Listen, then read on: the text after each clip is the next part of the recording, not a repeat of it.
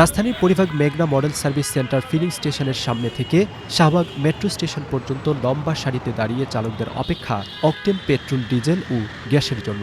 প্রায় ঘণ্টাখানিক অপেক্ষা করে নিতে হচ্ছে জ্বালানি তেল। তেলের পাম্পে এই দীর্ঘ সারি দেখে মনে হচ্ছে কয়েকদিনের মধ্যেই সংকটে ভুগবে বাংলাদেশ।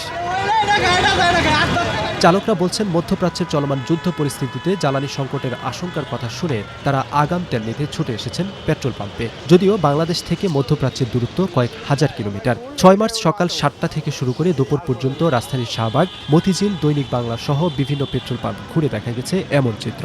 সোশ্যাল মিডিয়া তো অলরেডি বিভিন্ন বুলেটিনে দেখা যাচ্ছে যে তেলের অনেক সংকট পড়বে বা তেলের স্টক থাকবে না, অথবা দাম অনেক হাই প্রাইস হবে। এই চিন্তাধারা থেকেই আসলে মূলত এখন তেল নিতে আসা। 1 ঘন্টা আমি সিরিয়ালে দাঁড়ায় রয়েছি।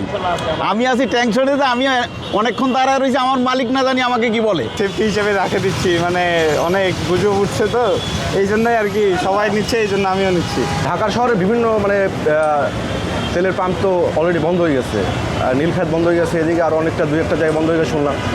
এখন তেল সংকট তো পড়বে, যেহেতু যুদ্ধ চলতেছে মধ্যপ্রাচ্যে, আর ওখান থেকে যেহেতু তেলগুলো আসে, তো তাই আগে থেকে ফুল করে রাখা ভালো, কারণ যে কোনো সময় দাম বেড়ে যাবে।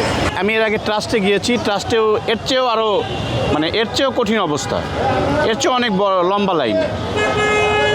তো সবাই একটু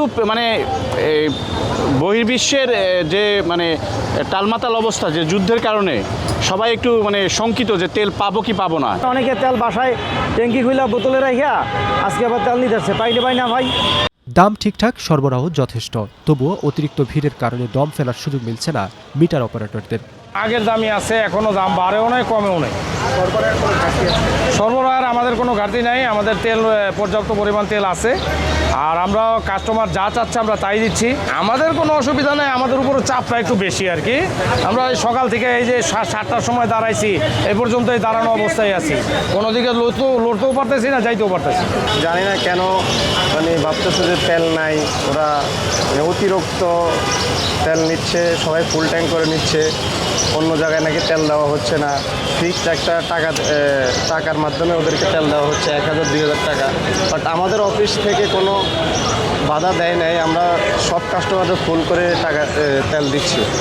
এ বিষয়ে পেট্রোল পাম্প কর্তৃপক্ষ জানান, প্রয়োজন অনুযায়ী ডিপো থেকে তেল আসছে, এখনও সরবরাহে কোনো সংকট তৈরি হয়নি। সামনে হওয়ার শঙ্কা নেই বলেও আশ্বস্ত করেন তারা।